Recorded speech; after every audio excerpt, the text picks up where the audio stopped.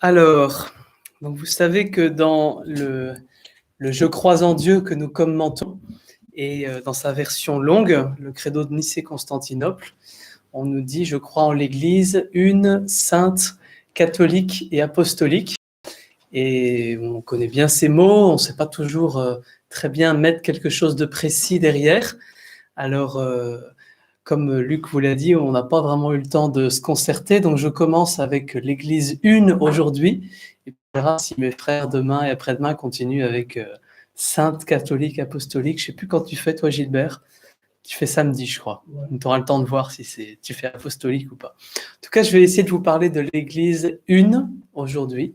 Qu'est-ce que ça veut dire pour l'Église d'être une quand on voit tellement de divisions, quelquefois dans nos communautés, dans nos diocèses, voilà, entre pays, mais entre églises aussi, entre communautés ecclésiales. Alors, d'abord, je voudrais repartir pour essayer d'expliquer ce que c'est que l'unité de l'Église de trois expressions qui sont données dans la Bible. C'est Saint Paul, entre autres, qui parle de ces trois expressions. On nous dit que l'Église est peuple de Dieu, qu'elle est corps du Christ et qu'elle est temple de l'Esprit. Et ça va nous donner un peu une idée de ce qu'est ou de ce qui est appelé à être l'Église comme étant une unité.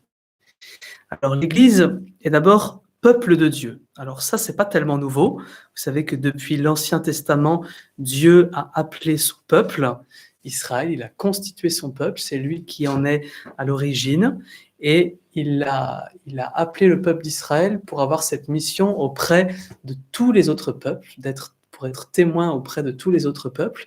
Et la nouveauté en Jésus, qu'ont eu du mal à accepter les apôtres, vous vous rappelez la première fois que quelqu'un qui était non-juif a été intégré à la communauté, c'est le baptême du centurion Corneille. Et puis après, la communauté des premiers chrétiens, après avoir bien compris que c'était l'œuvre de Dieu, a accepté, notamment par saint Paul, de baptiser beaucoup de non-juifs.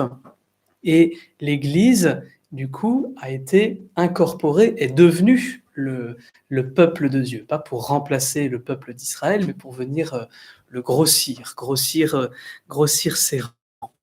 Et donc, qu'est-ce que c'est qu'un peuple ? Alors, peut-être que quand on est français, le peuple français, voilà, quelquefois, ça ne veut plus forcément dire grand-chose. Je pense que quand on est juif, être membre d'un peuple, c'est beaucoup plus fort et clair. En tout cas, on voit bien que dans un peuple, il y a une dimension sociale quand on dit de l'Église qu'elle est peuple de Dieu. C'est-à-dire qu'on a même destinée, on a une même histoire. Voilà, on a une même histoire, on a le même fondateur, Jésus, on a la même loi, la loi de la charité, on a la même hiérarchie avec le pape, les évêques, on a les mêmes rites, on se réunit chaque dimanche pour célébrer la messe, on a les mêmes coutumes, on a les mêmes habitudes. Voilà, nous faisons partie de ce peuple qu'est l'Église. Et quand on voyage un petit peu, je trouve que c'est une dimension qui est très forte.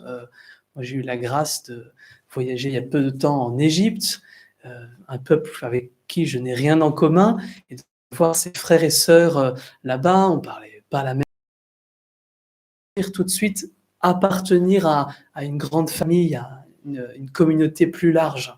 Voilà, c'est l'expérience que font souvent les baptisés, les catéchumènes qui intègrent une nouvelle famille. Je me rappelle de Marion, cette jeune fille de 20 ans que j'ai baptisée l'année dernière, c'est ce qui l'a frappé le plus. Elle m'a dit « J'ai l'impression de faire partie d'une nouvelle famille à laquelle nous sommes l'Église, comme peuple de Dieu, de former une famille, un peuple. » La deuxième image qu'emploie saint Paul, c'est le corps du Christ. Alors on aurait pu dire que peuple de Dieu, c'est une unité un peu extérieure, voilà, les mêmes rites, les mêmes pratiques, la même appartenance, la même histoire.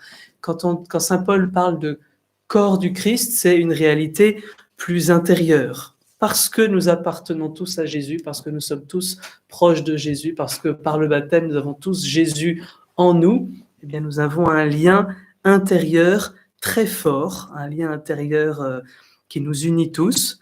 Et saint Augustin ira même plus loin dans cette image du corps du Christ. Il dira le corps a une tête, cette tête c'est Jésus lui-même, et nous sommes tous les membres de son corps. On voit bien quand on a cette image combien nous sommes proches et unis les uns des autres. Si mon pied a mal, c'est tout le corps qui va pas bien. Si j'ai mal à la tête, c'est tout mon corps qui va pas bien. Eh bien, il y a quelque chose de cet ordre-là qu'on ressent pas forcément, mais qui est vrai. Je me rappelle cette phrase du saint curé d'Ars qui dit « Quand une âme s'élève, elle élève le monde ». Et de même, on peut dire à l'inverse, quand une âme s'abaisse, quand quelqu'un pêche, eh bien, c'est tout le corps entier qui est affecté, qui est gangréné. Et donc, nous faisons partie mystérieusement du même corps. Et c'est le corps tout entier qui est sauvé par Jésus, et les uns par les autres. Donc, nous avons vraiment cette unité intérieure. Alors, saint Paul ira plus loin dans la comparaison du corps, il dit le pied n'est pas l'oreille n'est pas l'œil, etc. Dans ce corps, nous avons tous des fonctions différentes, des qualités différentes, mais nous faisons partie de ce même corps. Et puis la troisième image qu'emploie saint Paul pour parler de l'Église, il dit que l'Église est le temple de l'Esprit Saint. Nous avons tous reçu par notre baptême, par notre confirmation, l'Esprit Saint, et l'Esprit Saint, de même que c'est lui qui est l'unité du Père et du Fils, eh bien, ayant tous reçu un même esprit, nous sommes aussi spirituellement unis les uns aux autres. C'est ce qui marche le plus, cet Esprit Saint. Alors, de manière un peu plus légère, on peut dire que nous avons le même esprit de famille, c'est le même être intérieur qui nous pousse à faire les mêmes choses, à la charité envers les pauvres, à l'évangélisation, à la prière. Et donc petit à petit, s'infusent en chacun de nous les mêmes désirs, les mêmes habitudes, les mêmes sentiments. Je me souviens d'une fois, je vous ai parlé de l'Égypte tout à l'heure, j'ai eu aussi la grande grâce inespérée un jour et totalement imprévue d'aller en Corée et de rencontrer des chrétiens. Alors franchement, les chrétiens, les Français et les Coréens, on n'a rien à voir culturellement.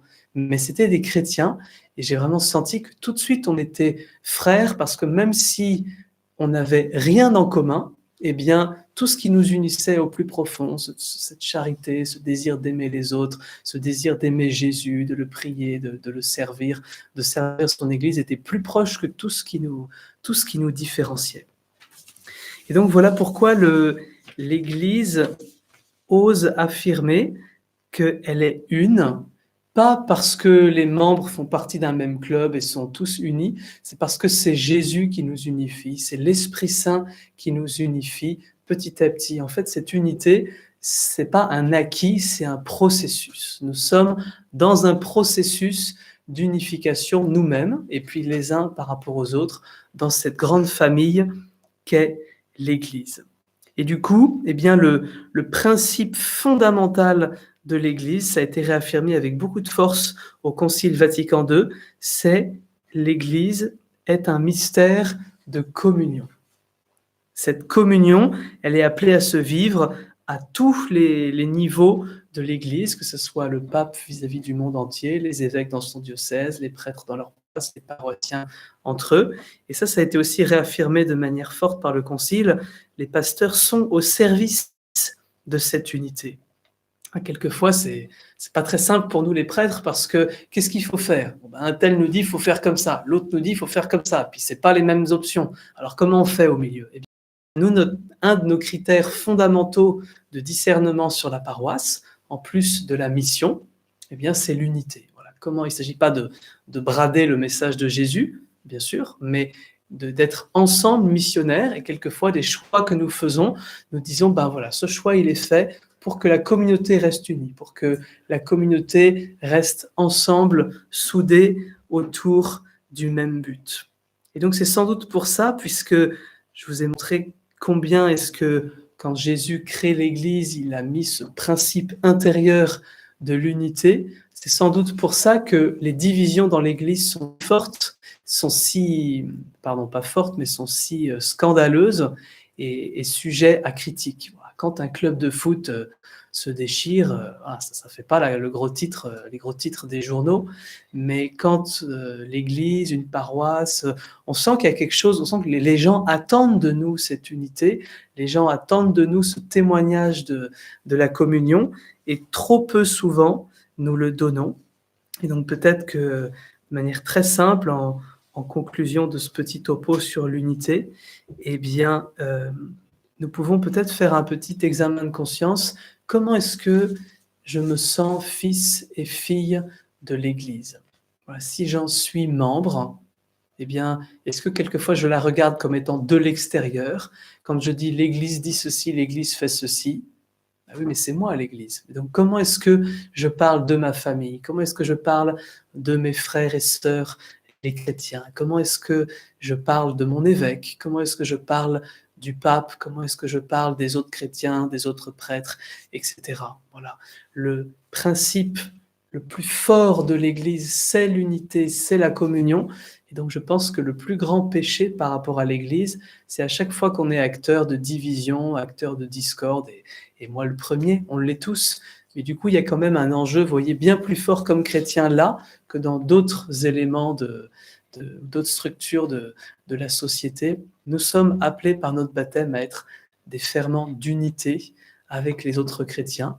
Et l'unité est vraiment ce qui est à rechercher dans une communauté chrétienne, dans une paroisse, dans un petit groupe, dans un diocèse. Voilà, plus que nos particularités, plus que nos goûts personnels, plus que nos désirs personnels.